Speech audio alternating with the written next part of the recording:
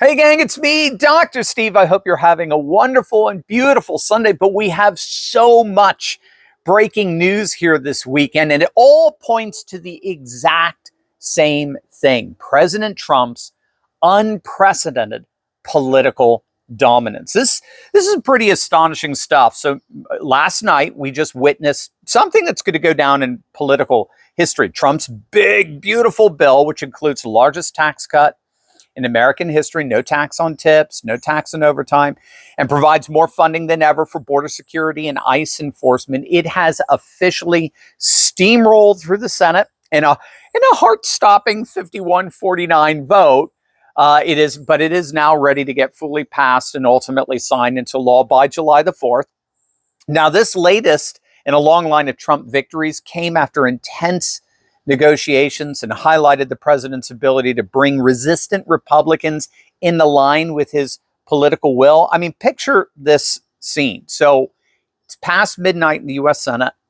Tensions are through the roof. Already 3 Republicans voted against advancing the big, beautiful bill for a vote. Ron Johnson of Wisconsin being the most shocking of the 3. Rand Paul did what libertarians always do, which is betray conservatives. And then you have North Carolina's chief RINO Tom Tillis. So already 3 Republicans had voted against the bill. Not a single Democrat, of course, was going to vote for it. And then all of a sudden, J.D. Vance, our vice president, rolls up to the Capitol like a boss, right? Like he's arriving at a high-stakes poker game. The man literally showed up ready to wheel and deal and get whatever wishy-washy Republicans were left back in line. Most particularly Lisa Murkowski of Alaska. She was signaling that she was going to vote against advancing the bill. And JD walks into the Senate chamber, and literally within minutes, Senator Ron Johnson flipped his vote.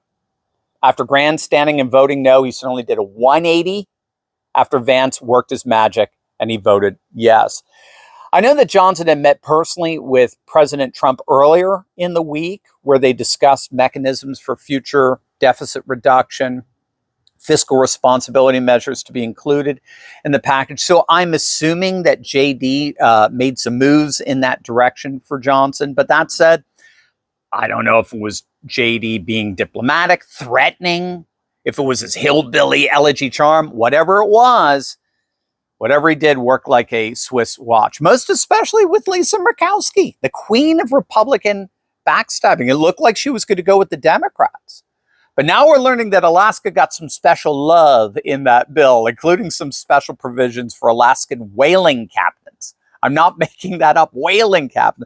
That's how the sausage is made in legislation. But it didn't stop with Murkowski. Rick Scott of Florida, Mike Lee of Utah, Cynthia Loomis of Wyoming. They were all called into Senate Majority Leader John Thune's office, along with JD, for what we might call final negotiations. They were all holdouts, and they all left that office falling in line.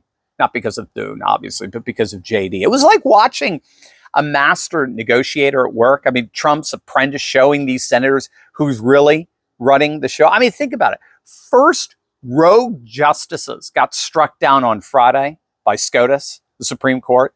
Now rogue Republicans, one by one, got struck down by our great vice president. And for those like Senator Tom Tillis from North Carolina, who refused to budge, he woke up this morning facing Trump's political wrath. I mean, Trump unleashed the social media equivalent of a political nuclear bomb on Tillis. Trump posted on Truth Social that numerous people have been coming forward wanting to run in the primary against Senator Tillis, and that he'll be meeting with each one of them over the coming weeks to pick which one he wants. In other words, Tillis is gone. Tillis is going to get primaried and taken out, just like John Cornyn in Texas or Johnny Aaron's in Iowa. I don't even think she's actually running for re-election. She's so unpopular. But this is the carrot and stick approach. That's the go-to playbook for Trump. If you're loyal to him, he's got your back in every way imaginable. If you double cross him, you're gone. You're gone. So he's going to take Tom Tillis out. Tom Tillis just joined the Thomas Massie Club of Trump's political wrath. Now, all that said, the absolute cherry on the top of this political Sunday was Chuck Schumer's his complete breakdown. This supposed leader of the Senate Democrats decided to throw the world's most expensive temper tantrum by forcing some poor Senate clerk to read the 940-page bill out loud for 15 hours. 15 freaking hours. Someone reading legislation because Chuck Schumer can't handle losing. I mean, talk about somebody who just appears to have lost all political sense. How is this supposed to accomplish anything? Nobody cares. Nobody's going to sit and listen to a bill being read over the course of 15 freaking hours. It was ridiculous. And it's like watching a toddler hold their breath until they get their way, except this toddler's 73 years old and supposedly runs the Senate minority. Regardless, this bill will yet be another major success for the growing list of triumphs for Trump. The legislation, of course, represents the single most significant domestic policy package we've seen in years. It extends nearly $4 trillion in tax cuts while funding border security initiatives to the tune of $350 billion. The bill makes permanent many tax provisions from Trump's first term that would otherwise expire, while adding new benefits such as eliminating taxes on tips. Now, to offset the revenue loss from tax cuts, legislation includes a number of reductions to Medicaid and food stamps, basically doging Medicaid and food stamps. And it eliminates various green energy subsidies implemented during the Biden administration that would have cost us tens upon tens of billions of dollars. But make no mistake, this wasn't just about passing a bill. This was Trump demonstrating his unprecedented political power.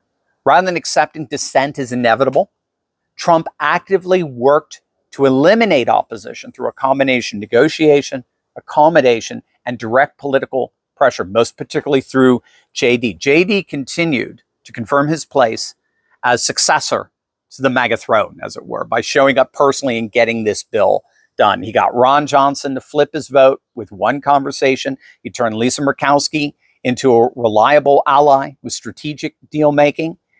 And at the same time, Trump put Thom Tillis on political death row with a single Truth Social post and showed the nation how JD could work senators like a master conductor. This is what happens when you have a president who actually knows how to use power instead of just hold it.